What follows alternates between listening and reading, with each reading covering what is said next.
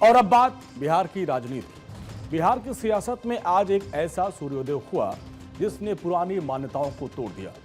मुख्यमंत्री सम्राट चौधरी की अगुवाई में 32 मंत्रियों ने शपथ ली, लेकिन इस पूरी खबर का प्राइम टाइम इवेंट रहे निशांत कुमार, नीतीश कुमार के बेटे, जो अब तक कैमरों से दूर रहते हैं, आज सीधे सत्ता के केंद्र में आ गए। एनडीए ने इस बार सोशल इंजीनियरिंग की ऐसी चादर बुनी जिसके हर धागे को आज जगह दी गई, जिसमें आप देखिए सवर्णों को सम्मान मिला, पिछड़ों को भागीदारी और दलितों को अधिकार दिया गया। और ये इस कैबिनेट का मूल मंत्र है। मंत्रिमंडल में जो जातीय गणित है, जरा उसको आप समझिए, तो इसमें सवर्ण समाज यानी राजपूत, ब्राह्मण और भूमिहार को तवज्जो दी गई है, जिसमें विजय सिन्हा, श्रेयसी सिंह, नीतीश मिश्रा, संजय सिंह टाइगर, इंजीनियर कुमार, शैलेंद्र, मिथिलेश तिवारी। अब इससे जो सियासी संदेश देने की कोशिश की गई कि बिहार के सवर्ण वोट बैंक को यह संदेश देना कि एनडीए में उनका सम्मान और प्रतिनिधित्व बरकरार है। ओबीसी यानी जिसमें कुर्मी, कोयरी, यादव समेत तमाम जो जातियां आती हैं, उनको भी यहां पे जगह दी गई है, जिसमें खुद मुख्यमंत्री सम्राट चौधरी आते हैं इसी समाज से, निशांत कुमार, श्रवण कुमार, रामकृपाल यादव, विजेंद्र यादव, भगवान सिंह कुशवाहा। अब इसके जरिए क्या मैसेज दिया गया? नीतीश कुमार और सम्राट चौधरी के लव कुश यानी कुर्मी कोयरी समीकरण को अटूट रखा गया। यादव समाज में सेधमारी जारी रखना। ईबीसी जिसमें निषाद, धानु, चंद्रवंशी, वैश्य, तमाम ऐसी जातियां आती हैं, उनको भी मंत्रिमंडल में जगह दी गई, जिसमें दिलीप जायसवाल, मदन सहनी, शीला मंडल, दामोदर राउत, इसके अलावा केदार गुप्ता, रमा निषाद, प्रमोद चंद्रवंशी, बुलो मंडल को जगह दी गई है। अब इसके जरिए यहां पर सियासी संदेश दिया गया कि बिहार की सबसे बड़ी साइलेंट आबादी, जिसको ईबीसी कहते हैं, सत्ता में उसकी बड़ी भागीदारी देकर उनके राह को आसान किया गया। दलित एवं महादलित समाज को भी यहां पे जगह दी गई है। अब इसमें भी आप देखिए, अशोक चौधरी, संतोष मांझी, लखेंद्र पासवान, रत्नेश सदा, सुनील कुमार, संजय पासवान, नंदकिशोर राम। अब इसके जरिए क्या मैसेज दिया गया?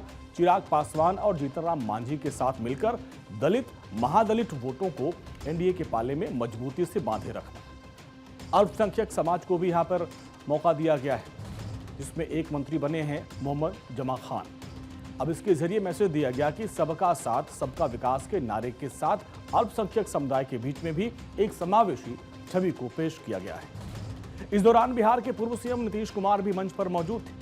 शपथ ग्रहण संपन्न होने के बाद उन्होंने पीएम नरेंद्र मोदी से खास अंदाज में मुलाकात की, और ये तस्वीरें सामने, जिसमें आप देखिए प्रधानमंत्री नरेंद्र मोदी उनको बुलाते हैं और इसके बाद नीतीश कुमार जाते हैं तो उनके कंधे पर बड़े आत्मीय भाव से हाथ रखते हैं और दोनों बहुत खिलखिला के हंसते हैं। शपथ ग्रहण के बाद जब प्रधानमंत्री नरेंद्र मोदी और मुख्यमंत्री सम्राट चौधरी मंच पर थे, उस दौरान राज्यसभा सांसद पूर्व सीएम नीतीश कुमार भी वहां पर थे। प्रधानमंत्री मिलते ही उन्होंने उनके कंधे पर हाथ रखा, जिसके बाद हाथ मिलाया। पीएम ने नीतीश कुमार का अभिवादन किया। इसके बाद नीतीश कुमार ने बिहार के दोनों डिप्टी सीएम की मुलाकात करवाई कि सम्राट चौधरी के कैबिनेट का विस्तार हुआ, उसमें सभी पक्षों का पूरा ख्याल रखा गया है। अब इसके तहत अब एनडीए के कुनबे में हिस्सेदारी का जो फॉर्मूला है बिल्कुल स्पष्ट रखा गया है, जिसमें पार्टी वाइज मंत्रियों का बंटवारा। आप देखिए, बीजेपी कोटे से 15 मंत्री हैं, रामकृपाल यादव, विजय सिन्हा, श्रेयसी सिंह समेत बड़े चेहरे हैं। जेडीयू कोटे से 13 मंत्री हैं, निशांत कुमार, श्रवण कुमार, लेसी सिंह समेत पुराने और नए चेहरे इसमें शामिल किए गए हैं। एलजेपीआर यानी चिराग पासवान की जो पार्टी है, उसकी तरफ से संजय पासवान और संजय सिंह यानी 2 मंत्री इनको मिले हैं। हम में एक मंत्री को उसमें शामिल किया गया है, जो खुद संतोष कुमार सुमन है, जीतनराम मांझी के बेटे हैं, उनको यहाँ पर मौका दिया गया है। जबकि आरएलएम की बात करें तो उपेंद्र कुशवाहा की पार्टी से उनके बेटे दीपक प्रकाश को यहाँ पर मौका दिया गया है। सम्राट चौधरी के नेतृत्व में काम करेंगे। जो जिम्मेदारी मुझे जदयू के वरीय नेताओं ने दी है, उसे मैं पूरी ईमानदारी से निभाने की कोशिश करूंगा। जो भी मुझ पर विश्वास किया है, मैं उस पर खरा उतरने की कोशिश करूंगा। पूरी सच्चाई, ईमानदारी से काम करेंगे। जहां पे मौजूदा प्रधानमंत्री नरेंद्र मोदी जी के सोच वाली सरकार है, पूर्व मुख्यमंत्री नीतीश कुमार जी के अनुभव वाली सरकार, युवा जोश सम्राट जी के सोच वाली सरकार, और मेरे नेता, मेरे पिता आदरणीय रामविलास पासवान जी ने हमेशा बिहार में मजबूत प्रतिनिधित्व करने के माध्यम से बिहार को आगे लेकर जाने की इच्छा रखी थी। ऐसे में बिहार फर्स्ट, बिहारी फर्स्ट की सोच को भी ये सरकार आगे लेकर जाने का काम करेगी। नीतीश कुमार के इस्तीफा देने के बाद बनी नई सरकार में मंत्रिमंडल में चिराग पासवान की एलजेपीआर, जीतन राम मांझी की हम और उपेंद्र कुशवाहा की आरएलएम को भी उचित प्रतिनिधित्व मिला है, जिसमें डॉक्टर संतोष सुमन को और भगवान सिंह कुशवाहा जैसे नेताओं को मंत्री पद में शपथ दिलाई गई है। इसके अलावा इस मंत्रिमंडल में जहां पुराने दिग्गजों को मौका दिया गया, उनके अनुभव शामिल हैं, वहीं श्रेयसी सिंह और निशांत कुमार जैसे युवा चेहरों को भी मौका दिया गया और एनडीए ने नई पीढ़ी को जोड़ने की एक बड़ी कोशिश की है। सीमांचल से लेकर चंपारण तक हर क्षेत्र को इस कैबिनेट में जगह दी गई है। सम्राट सरकार ने केवल अनुभव के आधार पर दाव नहीं खेला, बल्कि फ्रेशर को भी, जो बहुत काफी फ्रेशर हैं, उनको भी मौका दिया। जी, निश्चित रूप से देखिए, जहां एक तरफ प्रसन्नता है, वहीं दूसरी तरफ एक जिम्मेदारी का एहसास भी है और मंच पर आज बहुत ही सुंदर संगम भी देखने के लिए मिला, जहां एक तरफ अनुभवी लोग भी है और साथ ही साथ युवा चेहरा भी है। बिहार की राजनीति, बिहार की सरकार अब पूरी तरीके से सशक्त रूप से काम करेगी, मुझे पूरा यकीन है। पटना का गांधी मैदान आज एक बड़े सियासी बदलाव का गवाह बना, जहां एक तरफ प्रधानमंत्री नरेंद्र मोदी की मौजूदगी ने बिहार को एहसास दिलाया कि केंद्र उनके साथ है, और दूसरी तरफ सम्राट चौधरी की इस नई टीम में 2025 के लिए अपनी बिसात बिछा दी है।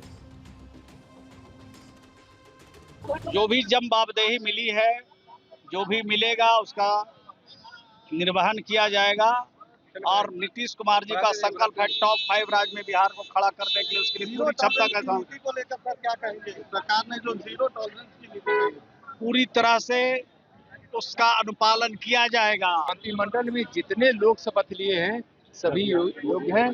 बिहार जो विकास के पथ पे चला है, माननीय प्रधानमंत्री आदरणीय नरेंद्र मोदी जी के आशीर्वाद से और बिहार की सरकार के अपने उस कर्मठता से और सभी मंत्रिमंडल के लोगों के सहयोग से, परिश्रम से बिहार बहुत विकास करेगा, आगे बढ़ेगा। तो सम्राट चौधरी की टीम तैयार है, हालांकि इसके सामने बड़ी चुनौतियां भी हैं, विपक्ष के दावों को काटना और जनता के भरोसे पर खरे उतरना। लेकिन जिस तरीके से जाति और क्षेत्र का संतुलन साधा गया मंत्रिमंडल में, उसने एनडीए के खेमे में फिलहाल भारी उत्साह भर दिया है। मुख्यमंत्री सम्राट चौधरी का कैबिनेट का विस्तार हो गया और कैबिनेट के विस्तार में सभी जातीय और क्षेत्रीय समीकरण को साधने की कोशिश की गई है। सोशल इंजीनियरिंग के नाम से जाने जाते थे नीतीश कुमार, जब से वो मुख्यमंत्री 2005 से बने, उन्होंने जातीय और क्षेत्रीय समीकरण को साधने की हमेशा कोशिश की। अब सम्राट चौधरी भी उसी नक्शे कदम पर चल रहे हैं। अगर बात करें कि उनके कैबिनेट विस्तार को जिस तरीके से देखा जा रहा है, चाहे बीजेपी हो, जेडीयू हो या चिराग पासवान हो या उपेंद्र कुशवाहा की पार्टी हो, जीतन राम मांझी हो, सभी पार्टियों में जातीय समीकरण का ख्याल रखा गया है। बीजेपी की बात करें तो छवि क्षेत्रीय और जातीय समीकरण को उसमें साधने की कोशिश की गई है। अगर सामान्य वर्ग से बात करें तो उसमें लगभग 8 से 9 लोगों को इसमें कैबिनेट में मौका मिला है। मतलब ये साफ है कि उसको ख्याल इसमें रखा गया है और जातीय समीकरण का उसमें पूरी तरीके से इस कैबिनेट के विस्तार में, सम्राट चौधरी के कैबिनेट के विस्तार में दिखाई दे रहा है। सभी को साधने की कोशिश की गई है। पटना से मैं राजीव कमल, भारत 24।